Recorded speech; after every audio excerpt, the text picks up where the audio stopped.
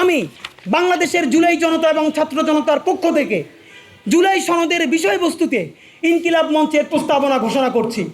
১, 1947, 1971 এবং 2024-এর ঐতিহাসিক সংগ্রাম ও এই সংগ্রামে জীবন দেয়া সকল শহীদদেরকে এই সনদে রাষ্ট্রের বীর সন্তান হিসেবে ঘোষণা করতে হবে।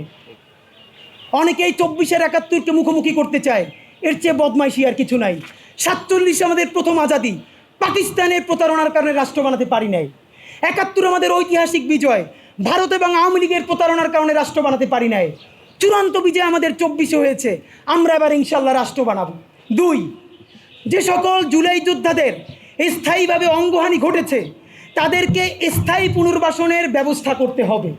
আমরা আবারও বলছি, স্থায়ীভাবে অঙ্গহানি যাদের হয়েছে তাদের পুনর্বাসন করতে হবে। 3, ফ্যাসিবাদী আমলে সংগঠিত 2014, 2018 এবং 2024 এই 3 ভোটারবিহীন অবৈধ নির্বাচনকে বাতিল করে তৎকালীন নির্বাচন কমিশনের সকল সদস্য ও সংশ্লিষ্ট অন্যান্য দোষীদেরকে অতি দ্রুত বিচারের মুখোমুখি করতে হবে।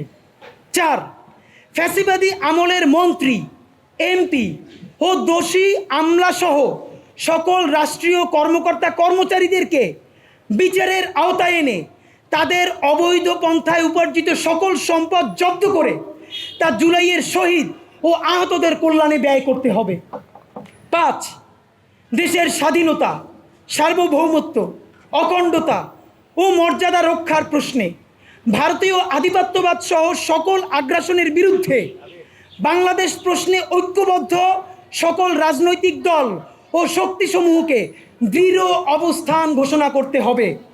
6, রাষ্ট্রযন্ত্র কর্তৃক সংগঠিত জুলাই, পিলখানা ও শাপলা গণহত্যার বিচার নিশ্চিত করে এই গণহত্যার সাথে জড়িত দেশি বিদেশি সকল অপশক্তিকে চিহ্নিত করতে হবে।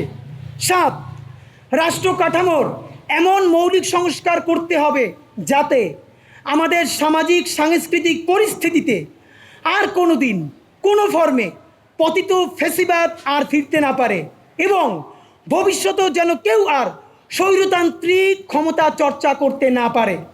8, ঐতিহাসিক 36শে জুলাই, যেটা আগামী কয়েকদিন পরেই আসছে, 5ই আগস্ট তথা ঐতিহাসিক 36শে জুলাইকে আমাদের জাতীয় মুক্তি দিবস ঘোষণা করতে হবে।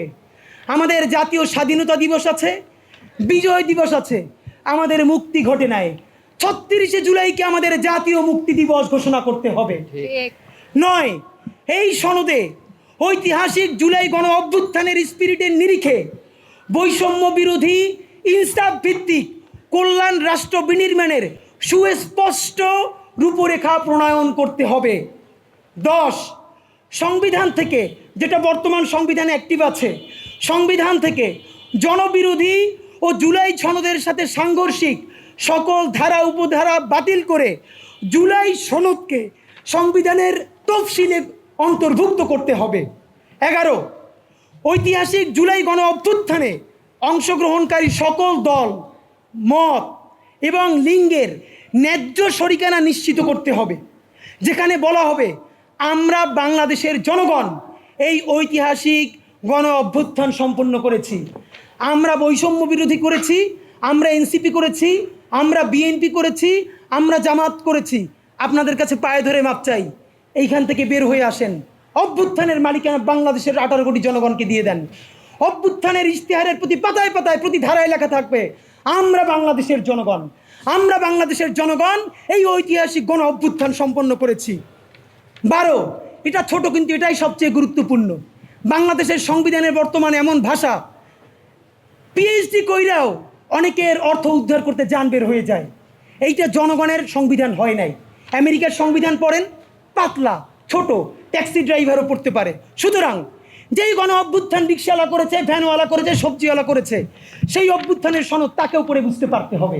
আমাদের দাবি, জুলাই সনদের ভাষাগত দুর্বোধ্যতা পরিহার করে আপামর জনসাধারণের জন্য তা সহজ ও সাবলীলভাবে উপস্থাপন করতে হবে। এবং সর্বশেষ 13 নম্বর দফা, জুলাই সনদ চূড়ান্ত করার পূর্বে জনগণের মতামতের জন্য তা ওয়েবসাইটে প্রকাশ করতে হবে। এই 13 দফার সময় আগামী 9 দিন।